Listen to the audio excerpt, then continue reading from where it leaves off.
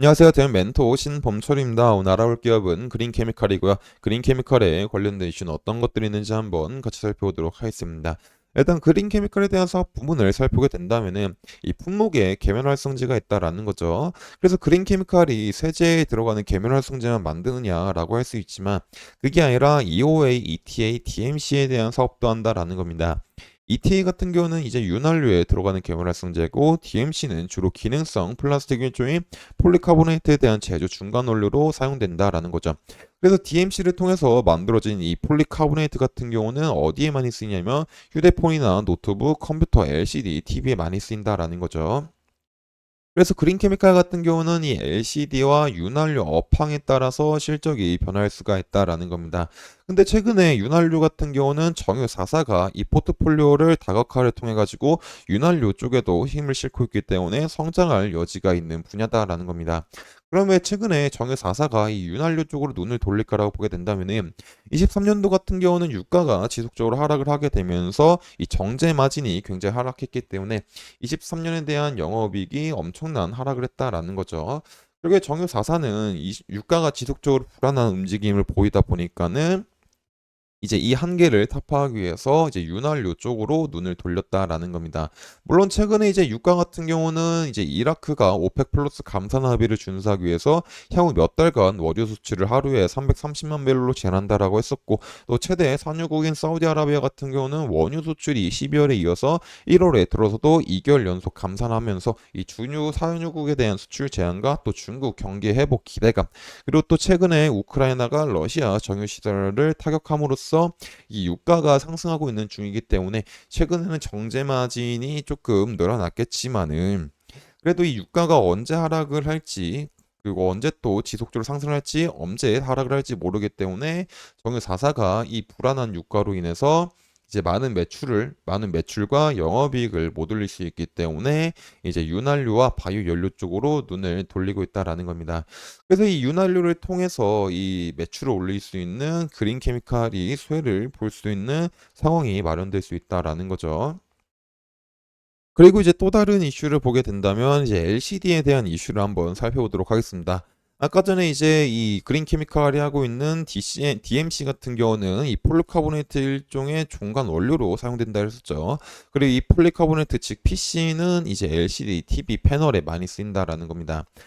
그래서 이 LCD 패널 출하와 관련이 있는데 이 LCD 패널 같은 경우를 보게 된다면은 이제 작년 12월 달 같은 경우는 6,668만 대로 전월 대비 6.5% 증가했다라는 거죠. 노트북 같은 경우는 2.5% 하락을 하긴 했지만 태블릿은 11.9%, 모니터는 5.4%, TV는 11.2% 증가했다라는 겁니다. 하지만 이제 LCD 패널 총 출하량치를 봤었을 때는 아직까지 유의미하게 상승을 하고 있는 모습은 아니다라는 겁니다. 그리고 이제 가동률 측면을 본다고 하더라도 23년도 1월 달부터 7월 달, 8월 달까지는 상승을 했지만은 이 기점으로 인해 가지고 지속적으로 패널 업체들 간의 공장 가동률이 하락을 하고 있다라는 거죠. 결국에 디스플레이 패널 업체들이 공장 가동률을 줄이고 있는 게 이제 이 패널 같은 경우는 중국이 지속적인 증설을 통해 가지고 이 증설을 통한 물량이 많이 풀어졌기 때문에 패널 공급 과잉으로 인해서 재고가 또 많이 쌓여진 상태이고, 이 공급 과잉이 된다고 하더라도 이 LCD에 대한 제품에 대한 수요가 많이 있으면 상관이 없지만은 코로나로 인해서 이제 고금리가 지속이 되고 어떤 긴축 정책을 통해 가지고 사람들에 대한 소비 심리가 많이 얼어붙다 보니까 이 고가에 대한 제품에 대한 소비 부진을 해 가지고 이제 패널이 현재 많이 쌓였다라는 겁니다. 그래서 패널 업체들 같은 경우는 이제 주문량이 유의미해져 가지고 수요에 대한 회복 시그널이 있기 전까지는 이 보수적으로 이 패널 가동률을 유지할 것으로 보인다라는 겁니다.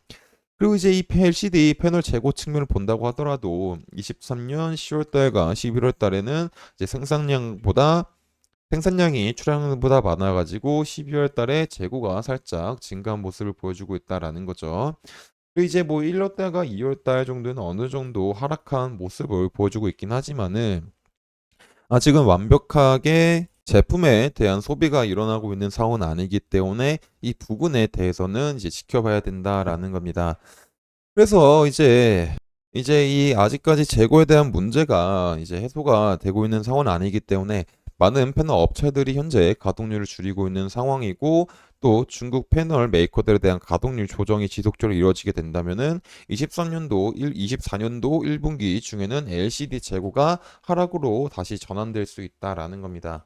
그래서 이 LCD에 대한 패널 재고가 하락을 하게 되면서 이 LCD 제품에 대한 출하량이 늘어나게 된다면은 이 LCD 제품에 따라서 매출액이 달라질 수 있는 그린 케미칼에 대한 실적도 달라질 수 있지 않을까라고 생각해 볼 수 있을 것 같습니다. 그리고 이런 부분들은 이제 어떻게 바뀔지 제가 지속적으로 확인을 해서 여러분들한테 알려드리도록 하겠습니다. 그래서 이제 그린 케미칼에 관심이 있으신 분들은 제 영상을 시청해 주시면 감사하겠습니다. 또 그린 케미칼의 주가를 한번 살펴보게 된다면은 일단 이제 그린 케미칼 같은 경우는 이제 주봉상으로 먼저 봤었을 때 이제 강한 매물대 구간이 바로 이제 이 9,000원 부분이다라는 9,000원부터 이 8,500원 부분이다라는 거죠. 그러다 보니까 지속적으로 이 부분에서 눌리는 캔들이 나왔다라는 겁니다.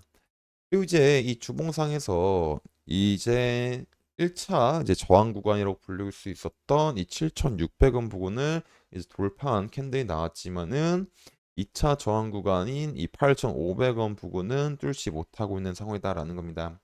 그리고 아까 전에 말했듯이 이 8,500원과 9,000원 같은 경우는 강한 매물대가 있는 상황이고 또 장기 평선인 120평선 부근이기 때문에 지금 현재 쉽게 돌파를 하지 못할 수가 있다라는 거죠. 그래서 이 흐름을 일봉에서 조금만 더 자세하게 살펴보게 된다면은 일본 같은 경우는 이제 지속적으로 눌렸던 부분을 깨는 캔들이 나왔고 이제 지금은 살짝 가격이 빠지고 있는 상황이다라는 겁니다. 하지만 이 가격이 빠지고 있지만은 거래량 측면에서는 아직 미미하다라는 거죠. 그래서 이 흐름이 이제 이 흐름처럼 나올 수 있다라는 겁니다. 그래서 이제 가격이 빠지더라도 이런 8,000원, 7,500원 부근들을 잘 지켜주게 된다면은 이 부근에서 추가적으로 다시 한번 이 9,500원 부근까지 시도를 해보지 않을까라고 생각할 수 있을 것 같습니다. 하지만 반대로 이 9,500원을 시도하려고 하다가 이 지속적 가격에 9,500원 부분을 시도한다고 하더라도 이 부분에서는 다시 눌릴 수가 있다 보니까는 어느 정도 차익 실현을 하는 것도 괜찮은 시나리오지 않을까 싶습니다. 반대로 이제 하락 시나리오 같은 경우는 얘가 가격이 눌리다가 이런 7,500원 부근들을 이탈하고 최종적으로 7,000원 부근을 이탈하게 됐을 때는 어느 정도 하락에 대한 리스크를 조금 대비하셔야 될 것 같습니다. 그래서 그린 케미칼 같은 경우는 이제 지속적으로 주가에 대한 움직임도 확인해 봐야 될 것 같습니다. 네, 이런 부분들은 제가 지속적으로 확인을 해서 여러분들한테 알려드리다 보니까 그린 케미칼에 관심 있으신 분들은 제 영상을 시청해주시면 감사하겠습니다. 이상 대형 멘토 신범철이었습니다.